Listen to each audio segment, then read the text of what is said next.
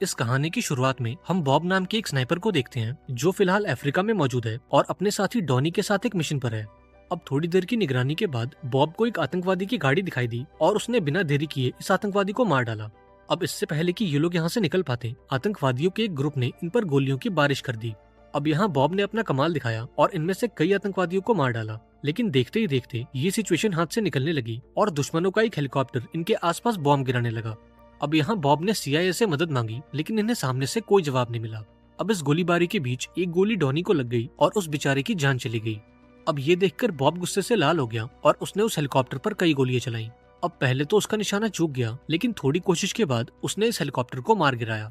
अब इस घटना के 3 साल बाद हम बॉब को देखते हैं जो अब आर्मी से रिटायर हो चुका है और अपने कुत्ते के साथ जंगल में एक आम जिंदगी बिता रहा है। अब एक दिन आइजैक जॉनसन नाम का एक आदमी जो कि CIA का हेड है, वो बॉब से मिलने पहुंचा। दरअसल आइजैक को ये खबर मिली थी कि बहुत जल्द अमेरिका के प्रेसिडेंट पर एक हमला होने वाला है, इसलिए वो बॉब से मिलने पहुंचा ताकि एक एक्सपर्ट की मदद से इस अटैक को रोका जा सके। दरअसल बॉब का काम ये था कि वो प्रेसिडेंट को मारने के लिए अलग अलग प्लान्स बनाए ताकि आइजैक और उसकी टीम आने वाली हर चुनौती के लिए पहले से तैयार रहें। अब पहले तो बॉब ने इस काम के लिए मना कर दिया क्योंकि अब वो रिटायर हो चुका है और वो उस पुरानी जिंदगी में वापस नहीं जाना चाहता। लेकिन जब आइजैक ने उसे मामले की गंभीरता समझाई तो बॉब भी इस काम के लिए तैयार हो गया। अब जाने से पहले आइजैक ने बॉब को सारी जानकारी दी और उसे अगले हफ्ते वॉशिंगटन बुलाया। अब एक हफ्ते बाद बॉब वॉशिंगटन DC पहुंचा जहां प्रेसिडेंट अपनी स्पीच देने वाले थे। अब कई दिनों की रिसर्च के बाद बॉब ने आइजैक को बताया कि प्रेसिडेंट पर हमला फिलाडेल्फिया में होगा। अब यहाँ आइजैक ने उसका शुक्रिया अदा किया और उसे प्रेसिडेंट के स्पीच वाले दिन भी आने को कहा।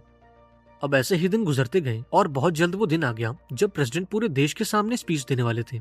इधर बॉब आइजैक के साथ एक रूम में पहुंचा जहां से वो पूरे शहर को देख सकते थे। अब यहाँ बॉब की मुलाकात माइकल सैंडोर नाम के एक आदमी से हुई जो कि आइजैक की टीम का एक हिस्सा था और प्रेसिडेंट की सिक्योरिटी में इसका एक बहुत ही मेजर रोल था।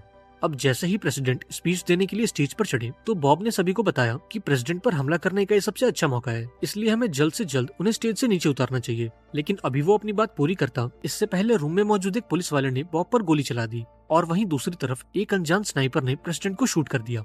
अब ये देखते ही बॉब खिड़की तोड़कर यहाँ से भाग निकला और बॉब के जाते ही आइजैक की टीम ने पूरे कमरे को साफ किया और एक टेबल पर बॉब की स्नाइपर राइफल और उसके फिंगरप्रिंट छोड़ दिए।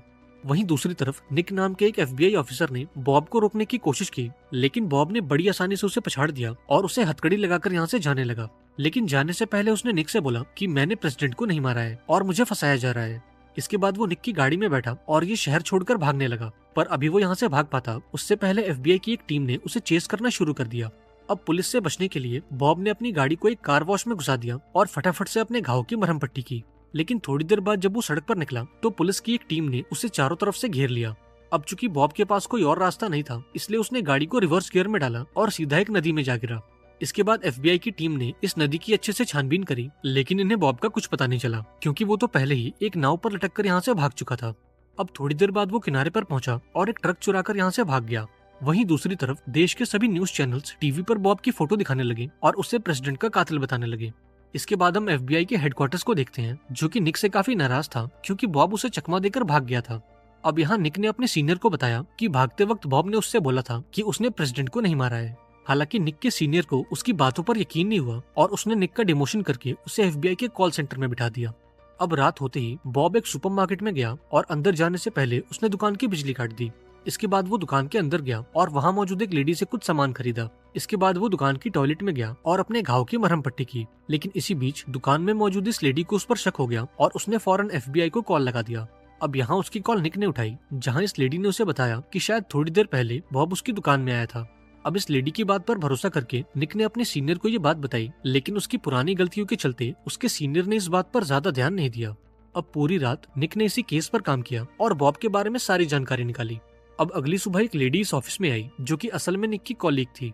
अब जब उसने निक को इस केस पर काम करते हुए देखा तो उसने उसे बताया कि जिस पुलिस वाले ने बॉब को गोली मारी थी, कल रात किसी ने उसका मर्डर कर दिया। अब ये सुनने के बाद निक को इस बात पर भरोसा हो गया कि बॉब बिल्कुल बेकसूर है और किसी ने उसे फंसाने की कोशिश की है।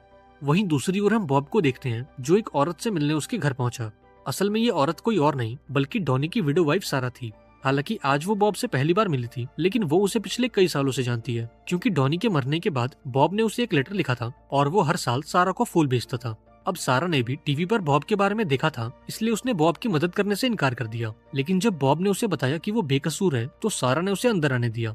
अब अंदर आने पर सारा ने उसे बताया कि प्रेसिडेंट तो बिल्कुल ठीक है और उस दिन वो गोली वहाँ मौजूद एक दूसरे देश के पॉलिटिशियन को लगी थी। वहीं दूसरी ओर हम निक को देखते हैं जो क्राइम सीन के आसपास मौजूद सभी बिल्डिंग्स की जांच कर रहा था। इसी बीच वो एक बिल्डिंग में पहुंचा जहां उसे स्नाइपर ट्राइपॉड के निशान मिले और ये बिल्डिंग क्राइम सीन से केवल 500 मीटर दूर थी। अब ये देखकर निक को थोड़ा अजीब लगा क्योंकि बॉब की फाइल में उसने पढ़ा था कि बॉब एक बहुत ही बेहतरीन स्नाइपर है और वो मीलों दूर से अपने टारगेट को मार गिराता है। तो फिर केवल 500 मीटर की दूरी से उसका निशाना कैसे चूक गया और उसने प्रेसिडेंट के बजाय उस दूसरे पॉलिटिशियन को कैसे मार दिया। वहीं दूसरी ओर हम सारा को देखते हैं जो पेशे से एक नर्स है और फिलहाल वो बॉब का इलाज कर रही है। अब थोड़ी देर बाद जब बॉब को होश आया तो सारा ने उसे बताया कि सरकार ने उसके डॉगी तक को मार दिया है। अब ये सुनकर बॉब को काफी दुख हुआ और उसने कसम खाई कि वो अपने नाम पर लगे इस दाग को मिटा कर रहेगा और इस काम में केवल निक उसकी मदद कर सकता है। अब यहाँ बॉब ने एक प्लान बनाया और इस प्लान के मुताबिक सारा एक कैफे में निक से मिलने पहुंची। यहाँ सारा ने उसे पूरी बात बताई और उसे आइजैक की गाड़ी का नंबर भी दिया ताकि निक इस बारे में थोड़ी छानबीन करे और इससे आइजैक के मन में भी डर पैदा हो। अब निक ने भी ठीक ऐसा ही किया और उस गाड़ी के नंबर को ट्रैक करने लगा। इधर आइजैक को भी ये बात पता लगी कि FBI का एक ऑफिसर उसकी गाड़ी को ट्रैक कर रहा है और ये वही ऑफिसर है जिसकी गाड़ी में बॉब फरार हुआ था। अब इससे पहले कि निक इस बात की जड़ तक जाता, आइजैक के लोगों ने उसे किडनैप कर लिया और उसे बहुत ही बुरी तरह से मारा। दरअसल वो ये जानना चाहते थे कि आखिर निक को कितनी सच्चाई पता है, लेकिन जब काफी कोशिश के बाद भी निक ने उन्हें कुछ नहीं बताया तो उन्होंने निक को मारने का फैसला किया। लेकिन इससे पहले कि ये लोग उसे मार पाते, बॉब ने अपनी स्नाइपर स्किल्स के दम पर आइजैक के सभी लोगों को मार डाला। अब यहाँ निक ने बॉब से बोला कि मुझे पता है कि तुम बेकसूर हो, इसलिए तुम खुद को पुलिस के हवाले कर दो ताकि कानून तुम्हारी मदद कर सके। हालांकि बॉब ने इसके लिए साफ इनकार कर दिया क्योंकि अगर उसने आइजैक से बदला नहीं लिया तो कल को वो किसी और के साथ भी ऐसा ही करेगा। अब निक ने भी उसकी बात मान ली और उसका साथ देने के लिए तैयार हो गया। वहीं दूसरी ओर आइजैक और उसके साथियों को यह पता चला कि बॉब हर साल सारा नाम की एक लड़की को फूल भेजता है और इस बात का पता लगते ही आइजैक ने अपने आदमियों को सारा को किडनैप करने भेजा। वहीं दूसरी ओर बॉब और निक हथियारों के एक एक्सपर्ट से मिलने पहुंचे जहां बॉब ने इस आदमी से पूछा कि क्या ऐसा मुमकिन है कि गोली किसी और बंदूक से चले और दिखाई किसी और बंदूक से जाए। इस पर यह आदमी कहता है कि हाँ, ऐसा करना मुमकिन है। इस टेक्निक को पेपर पैचिंग टेक्निक कहते हैं जिसमें गोली चलती कहीं और से है और दिखाई कहीं और से जाती है। यहाँ इस आदमी ने बॉब को ये भी बताया कि तुम्हारे अलावा इतना अचूक निशाना केवल एक आदमी लगा सकता है और वो है मिखायो। अब जब इस आदमी ने मिखायो का हुलिया बताया तो बॉब फौरन समझ गया कि मिखायो कोई और नहीं बल्कि माइकल सैंडोर है जो आइजैक के साथ उसकी टीम में था। इसके बाद निक ने अपने ऑफिस में कॉल किया और माइकल सैंडोर का पता निकलवाया जो कि फिलहाल वर्जीनिया में था। अब उस रात आइजैक के 2 आदमी सारा के घर में घुसे ताकि वो उसे किडनैप कर सकें। अब यहाँ सारा ने एक आदमी को तो मार दिया पर बदकिस्मती से उस दूसरे आदमी ने इसे पकड़ लिया। इधर आइजैक को भी अंदाजा हो गया था कि अब तक बॉब ने माइकल सैंडोर के बारे में सब कुछ जान लिया होगा और वो उसके पीछे जरूर जाएगा।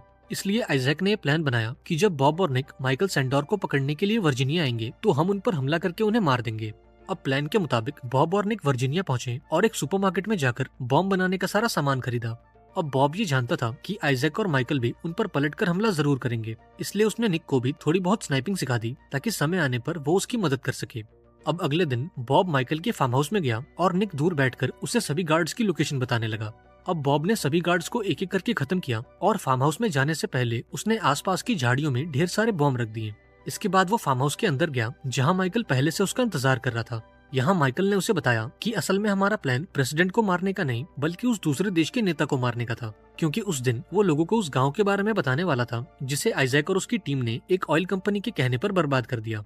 दरअसल आज से 3 साल पहले एक बहुत बड़ी ऑयल कंपनी को अफ्रीका के एक छोटे से गांव में अपनी पाइपलाइन बिछानी थी और इस काम के लिए उन्हें उस पूरे गांव को खाली करना था। लेकिन जब गांव वालों ने ऐसा करने से मना कर दिया तो आइजैक और उसकी टीम ने गांव के सभी लोगों को मार दिया और उन्हें एक बड़े से कब्र में दफन कर दिया।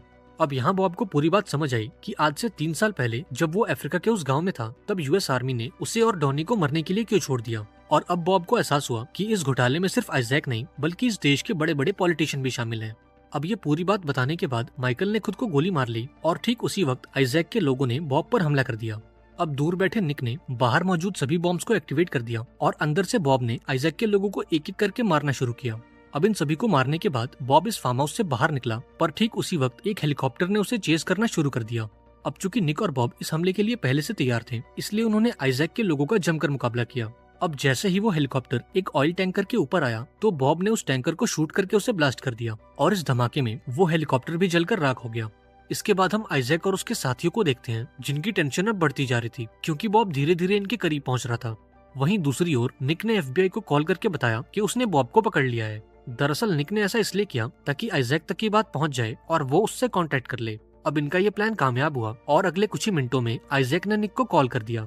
अब यहाँ बॉब ने आइजैक से बात की और उसके सामने एक ऑफर रखा कि अगर उसने सारा को छोड़ दिया तो वो माइकल सैंडोर की उस रिकॉर्डिंग को डिलीट कर देगा, जिसमें उसने बताया है कि कैसे आइजैक और उसकी टीम ने एक ऑयल कंपनी के कहने पर अफ्रीका के एक पूरे गाँव को बर्बाद कर दिया।